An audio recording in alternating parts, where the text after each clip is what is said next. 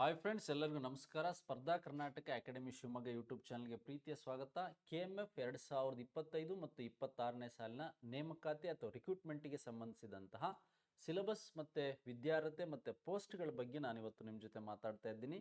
ಶಿವಮೊಗ್ಗ, ದಾವಣಗೆರೆ ಮತ್ತು ಚಿತ್ರದುರ್ಗ ಜಿಲ್ಲಾ ಸಹಕಾರ ಹಾಲು ಉತ್ಪಾದಕರ ಸಂಘದ ವತಿಯಿಂದ ಈ ಒಂದು 2025-26ನೇ ಸಾಲಿನ ಪೋಸ್ಟ್ ಮತ್ತು ರಿಕ್ರೂಟ್ಮೆಂಟ್ ಬಗ್ಗೆ ಮಾಹಿತಿಯನ್ನು ನೀಡ್ತೇನೆ.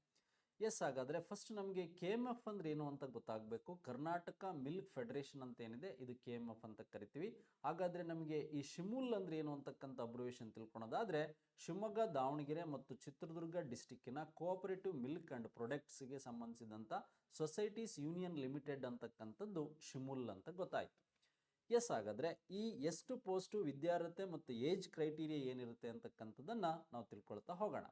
ನೋಡಿ, ಟೋಟಲ್ ಆಗಿ ನಮಗೆ 194 ಪೋಸ್ಟ್ಗಳಿದೆ. ಟೋಟಲ್ ಪೋಸ್ಟ್ಗಳು 194. ಯಾವ್ಯಾವ ವಿವಿಧ ಇಲಾಖೆಗೆ ಸಂಬಂಧಿಸಿದಂತೆ ಅನ್ನೋದಕ್ಕಿಂತ ವಿವಿಧ ಹುದ್ದೆಗಳು.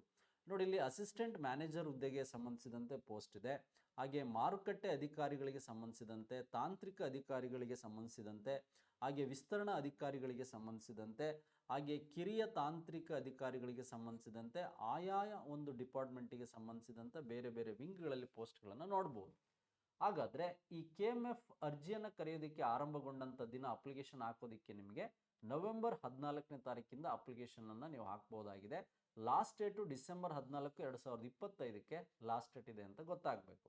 ಆದರೆ ಶೈಕ್ಷಣಿಕ ಅರ್ಹತೆ, ವಿದ್ಯಾರ್ಹತೆ ಏನು ಅಂತ ಗೊತ್ತಾಗೋದಾದರೆ, ನಮಗೆ ಈ 10th ತತ್ಸಮಾನ ಪರೀಕ್ಷೆಯನ್ನು ಪಾಸ್ ಆಗಿರಬೇಕು.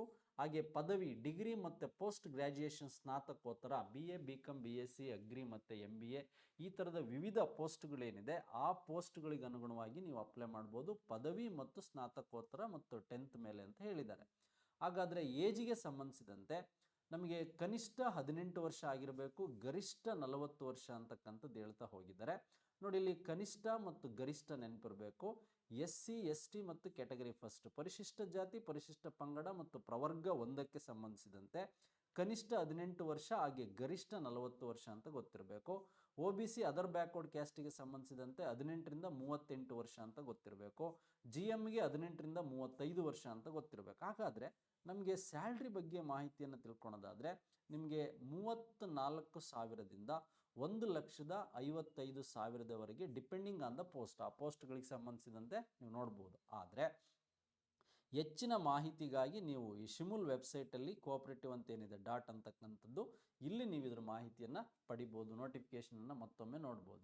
ಹಾಗಾದರೆ ನಮಗೆ ಕುತೂಹಲ ಏನು ಅಂದರೆ, ಯಾವ ಸಿಲೆಬಸ್ಸು ಮತ್ತು ಎಕ್ಸಾಮಿನೇಷನ್ ಹೇಗಿರುತ್ತೆ, ಮತ್ತು MCQs ಇರುತ್ತೋ, ಡಿಸ್ಕ್ರಿಪ್ಟಿವ್ ಇರುತ್ತೋ, ಅಥವಾ ಡ್ಯೂರಿಯೇಷನ್ ಎಷ್ಟಿರುತ್ತೆ, ಅಥವಾ ಕಂಪ್ಯೂಟರ್ ಬೇಸ್ಡ್ ಆಗಿರುತ್ತಾ, ಈ ಮಾಹಿತಿಯನ್ನು ನಾನು ನಿಮ್ಮ ಮುಂದೆ ಹಂಚ್ಕೊಳ್ತೇನೆ. KMF ಸಿಲೆಬಸ್ 2025 ಫಸ್ಟ್ ಮಾತೃಭಾಷೆ ಕನ್ನಡ ಏನಿದೆ, ನಿಮಗೆ ಹಲವಾರು ಗ್ರಾಮರ್ ಮತ್ತು ಈ ಒಂದು ವಿಷಯಗಳನ್ನು ಸಂಬಂಧಿಸಿದಂತೆ 50 ಅಂಕಗಳಿರುತ್ತೆ. ಜನರಲ್ ಇಂಗ್ಲೀಷ್ ಅಂತಕ್ಕಂಥದ್ದು 25 ಅಂಕಗಳಿರುತ್ತೆ. ಹಾಗೆ ಈ ಒಂದು general knowledge, history, geography, economics ಮತ್ತು ಮೆಂಟಲ್ ಅಬಿಲಿಟಿ ಇವೆಲ್ಲ ಸೇರಿದಂತೆ 25 ಮಾರ್ಕ್ಸಿಗಿರುತ್ತೆ. ಹೆಚ್ಚಾಗಿ ಕೋಆಪರೇಟಿವ್ ಸೊಸೈಟಿ ಅಂತಕ್ಕಂಥದ್ದೇನಿದೆ, ಈ ಸಹಕಾರಿ ವಿಷಯಗಳು 50 ಮಾರ್ಕ್ಸಿಗಿರುತ್ತೆ, ಕನ್ನಡ 50 ಮಾರ್ಕ್ಸಿಗಿರುತ್ತೆ ಅಂತ ಗೊತ್ತಾಗಬೇಕು. ಇಂಡಿಯನ್ ಕಾನ್ಸ್ಟಿಟ್ಯೂಷನ್, ಭಾರತ ಸಂವಿಧಾನ ನಿಮ್ಗೆ 25 ಅಂಕಗಳಿಗಿರುತ್ತೆ. ಹಾಗೆ ಒಕ್ಕೂಟದ ಕಾರ್ಯಚಟುವಟಿಕೆಗಳು ಮತ್ತು ವಸ್ತುನಿಷ್ಠ ವಿಷಯಗಳೇನಿದೆ, ಇದು 25 ಅಂಕಗಳಿಗೆ ಇರುತ್ತೆ ಅಂತ ಗೊತ್ತಿರಬೇಕು. ಟೋಟಲ್ 200 ಅಂಕಗಳಿಗೆ ಎಕ್ಸಾಮಿನೇಷನ್ ನಡೆಯುತ್ತೆ. ಎಕ್ಸಾಮಿನೇಷನ್ MCQs ಇರುತ್ತೆ, ಮಲ್ಟಿಪಲ್ ಚಾಯ್ಸ್ ಕ್ವಶನ್ಸ್ ಇರುತ್ತೆ. ನಿಮಗೆ 2 ಗಂಟೆಗಳ ಕಾಲ ಡ್ಯೂರಿಯೇಷನ್ ಇರುತ್ತೆ. ಅದೇ ರೀತಿಯಾಗಿ ನಿಮಗೆ ಇದು ಕಂಪ್ಯೂಟರ್ ಬೇಸ್ಡ್ ಟೆಸ್ಟ್ ಆಗಿರುತ್ತೆ ಅಂತ ಗೊತ್ತಿರಲಿ. ಕಂಪ್ಯೂಟರ್ ಬೇಸ್ಡ್ ಟೆಸ್ಟ್ ಆಗಿರುತ್ತೆ ಅಂತಕ್ಕಂಥದ್ದು ನಿಮ್ಗೆ ಗೊತ್ತಿರಬೇಕು. KMF ಸಿಲೆಬಸ್ಸಿಗೆ ಸಂಬಂಧಿಸಿದಂಥ ಮಾಹಿತಿ. ಅದಾದಮೇಲೆ ಸಂದರ್ಶನ, ಇಂಟರ್ವ್ಯೂ. ನೋಡಿ, ಒಂದು ಪೋಸ್ಟಿಗೆ 1:5 ಆಧಾರದ ಮೇಲೆ, ಅನುಪಾತದ ಮೇಲೆ ನಿಮ್ಗೆ ಏನು ಕರೀತಾರೆ, ಈ ಒಂದು ಇಂಟರ್ವ್ಯೂ ಸಂದರ್ಶನವನ್ನು ಕರೀತಾರೆ. ಹಾಗಾದರೆ 194 ಪೋಸ್ಟ್ಗಳಿಗೆ 970 ಪೋಸ್ಟ್ಗಳ ಬಗ್ಗೆ ನಿಮಗೆ ಮಾಹಿತಿ ಸಿಗುತ್ತೆ. ಸಂದರ್ಶನದ ಅಂಕಗಳೆಷ್ಟು ಅಂದರೆ 15 ಮಾತ್ರ ಸಂದರ್ಶನದ ಅಂಕಗಳು. ಇದರ ಆಧಾರದ ಮೇಲೆ ಮೆರಿಟ್ ಆಧಾರದ ಪಟ್ಟಿಯನ್ನು ಬಿಡುಗಡೆ ಮಾಡಲಾಗುತ್ತದೆ ಅಂತಕ್ಕಂಥದ್ದು ಗೊತ್ತಿರಬೇಕು.